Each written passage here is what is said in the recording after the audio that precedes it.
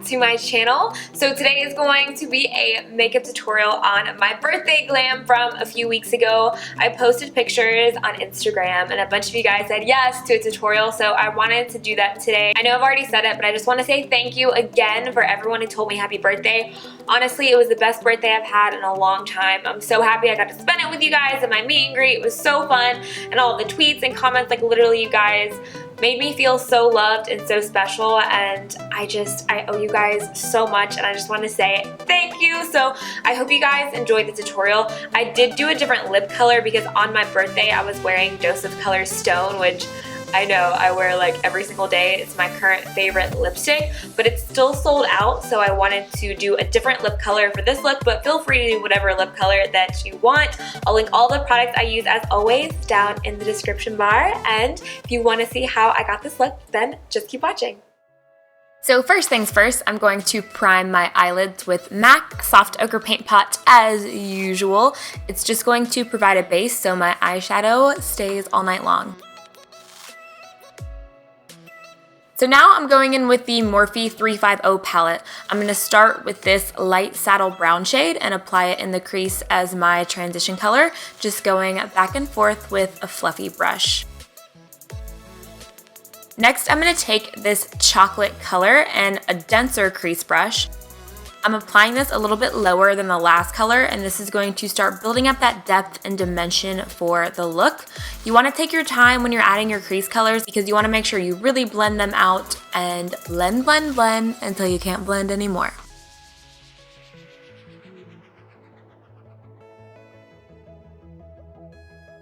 When I'm applying my crease colors, I start to focus most of the product on the outer edge of the eye, and then I start working it inwards. That way you get a gradient effect and it's not too harsh either way. You want most of the product to be on the outer edge of the eye and then to slowly work it inwards.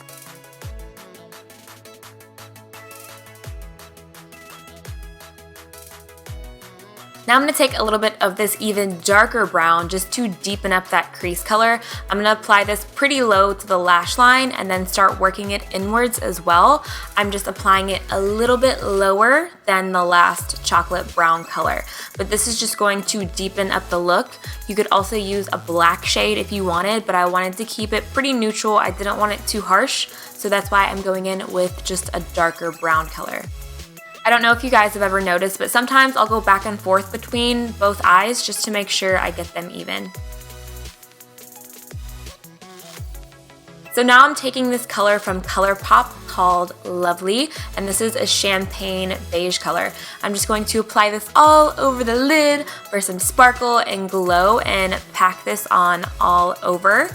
And I don't know, I really like this shade. It's really pretty and reminded me of a birthday glam color.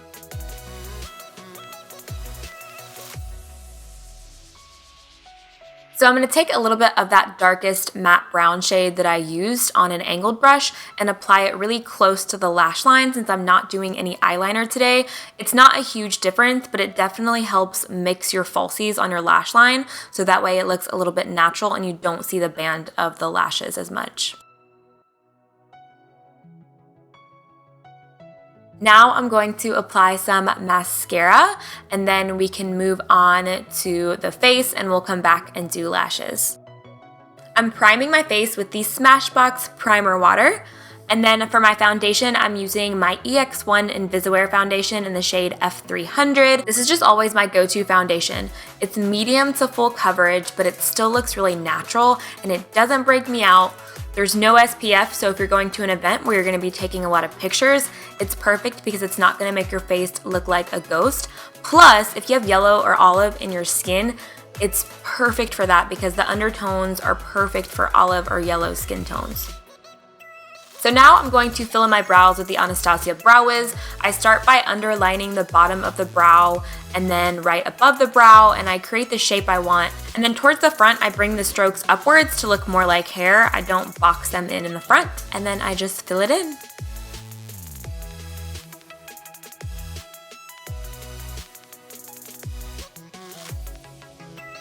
So for concealer, I'm using NARS Radiant Creamy Concealer, which never fails me. It's full coverage and it hides any dark circles and it lasts all day and it does not crease.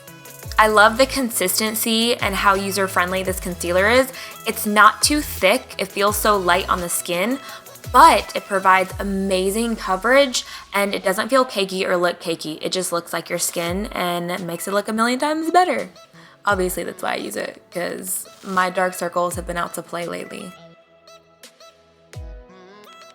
So now I'm going to bake my face with the Laura Mercier Translucent Setting Powder and my Beauty Blender, which is still damp. I'm just going to set anywhere I applied concealer, and I've been getting a lot of questions about baking. All it is setting your makeup so it does not budge, and you just let it sit on the face for a few minutes and then we'll dust it off in a little bit, and it makes everything last all day. So for lashes, I'm using Koko Goddess. Surprise, surprise. These are my favorite dramatic lashes. I wear them all the time.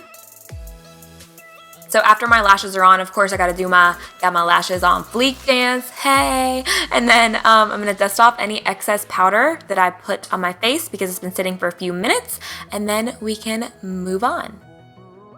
I really shouldn't be allowed to listen to music while I do this. It's not okay.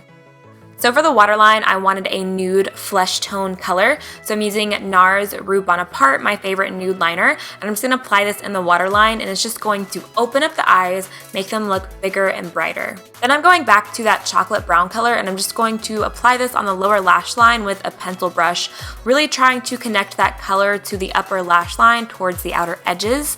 And I'm just going to buff until it's all blended.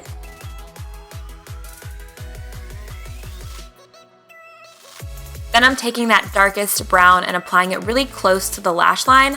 I love the contrast between the nude liner, the dark brown, and then the smoked out lighter brown. I just love how big it makes the eyes look.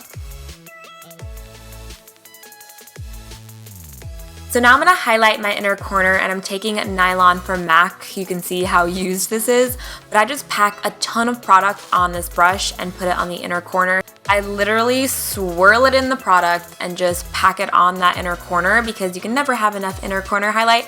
So now for contour, I'm taking the Charlotte Tilbury Film Star Bronze and Glow on the NARS Ita brush. I'm just going to contour a little bit in the hollows of my cheeks and also on the sides of my nose. This is my favorite contour powder of life. It looks so natural. And then I'm going to switch to a bigger tulip brush with more of that contour powder, and I'm going to start buffing it out and really bronzing up the skin. And I just love this bronzer. It looks so good in pictures and in real life. The color isn't too gray, it isn't too warm, it's just perfection. Then I'm going to take Tarte Exposed Blush and apply this towards the back of the hairline. I'm not bringing it too much on the apples of the cheeks. It's a really pretty matte, neutral color. And then I'm going to bake right under that contour. I like how this cleans up the contour and makes everything look a lot neater. So if you ever mess up, you can do this and it makes everything look better. Because I feel like we've all been there where we bring that contour too low. I know I'm definitely guilty of it, so this helps clean everything up. So now to highlight, first I'm going to take Colourpop Parasol Highlighter, which, oh my gosh, is so gorgeous. It's a peachy color, and you can leave it at this, but I wanted to be beaming on my birthday, so I'm going to layer a little bit of Laura Geller Gilded Honey. Well, not a little bit, but a lot. And I'm going to pack this on right over that color, and you'll be glowing to the heavens.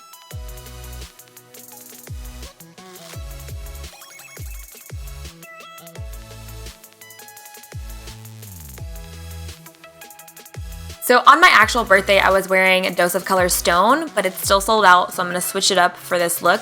First, I'm going to take Soar Lip Liner from MAC, which, if you can see how tiny mine is, oh, it's so depressing. It's my favorite lip liner ever, and I'm just going to line my lips and fill them in.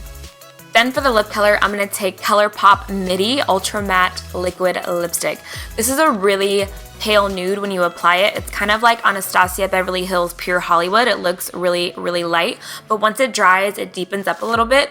And plus, I use this darker lip liner to help neutralize the color a little bit so it's not too nude. But I love this color. You could apply any kind of lip color with this look though. You could do browns, you could do a red, a plum, I mean any kind of color that you want, but I just wanted to stick with the pinky nude shades.